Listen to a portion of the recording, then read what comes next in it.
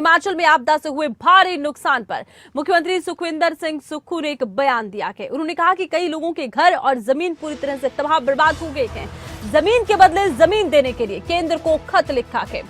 FCA और FRA के तहत ये खत लिखा गया है और राष्ट्रीय आपदा घोषित होने या स्पेशल पैकेज का इंतजार फिलहाल किया जा रहा है। भारी नुकसान हुआ है हिमाचल को, एक तरफ नुकसान का आकलन किया जा रहा है और इसी बीच सीएम सुक्खू का ये बयान महत्वपूर्ण। सीएम ने कहा है कि हम चाहते हैं घर के बदले घर और जमीन के बदले जमीन दी जाए। आपको ये बता दें कि हजारों की संख्या में लोग ऐसे हैं जिनके घर और जमीन तबाह हो गए हैं।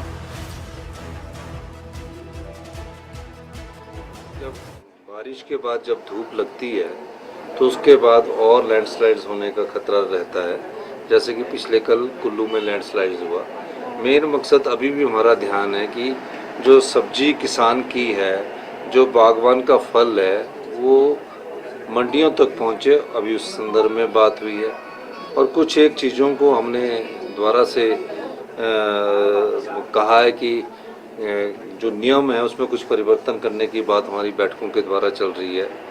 और अभी हमने शिमला में, क्योंकि बारिश के बाद जहाँ खुदाई का काम है उस संदर्भ में अभी मैंने चर्चा की है कि जो अभी हमारे मकान का काम शुरू है या कोई और काम शुरू है उसको कुछ समय के लिए हमें कैसे रोका जा सकता है, उस दृष्टिकोण से भी हम बात कर रहे हैं।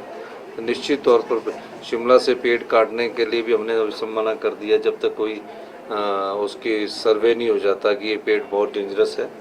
तो इस दृष्टि से हमारी रोज बैठकें चल रही है और हम उस समय आगे बढ़ रहे हैं। एक्सपर्ट की कुछ टीम्स आई हैं, उन्होंने भी कुछ नहीं, दो तीन चीज़ें हैं। देखिए, एक तो सॉफ्ट स्टेटा में हमने कितनी स्टोरी बनाना है और हार्ड स्टेटा में कितनी स्टोरी बनाना है, उस बारे में भी चर्चा हो रही है।